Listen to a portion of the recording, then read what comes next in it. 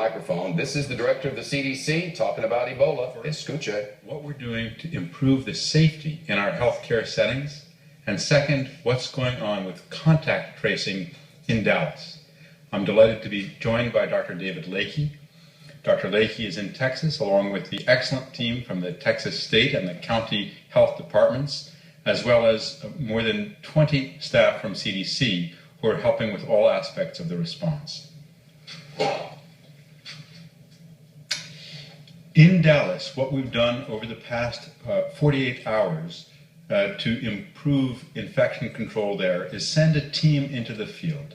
And we've sent CDC's most experienced staff, people who have worked on Ebola outbreaks for decades, people who have stopped Ebola outbreaks in very difficult situations in Africa, people who are experts leading the world in everything from laboratory science to infection control to hospital administration. And we're working hand in glove, side by side, with the folks at the hospital and with the teams from the health departments in Texas, as well as the county leadership and the state.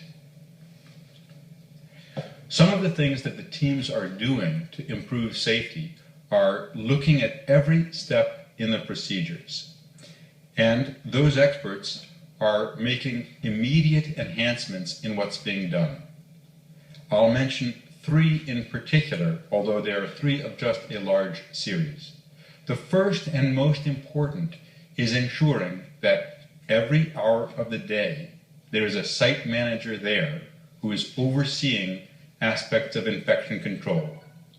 That individual makes sure that the personal protective equipment is put on correctly and taken off correctly.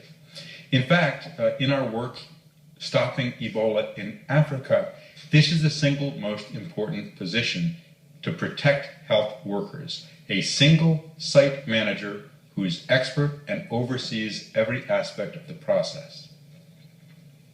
Second, we're enhancing training, ongoing, refresher, repeat training, including by 2 nurses from Emory who've cared for Ebola patients and are assisting and training nurses and other staff at the hospital in Dallas. And third, we're recommending that the number of staff who go in for care be limited. We want to limit the number of staff who are providing care so that they can become more familiar and more systematic in how they put on and take off protective equipment, and they can become more comfortable in a healthy way with providing care in the isolation unit.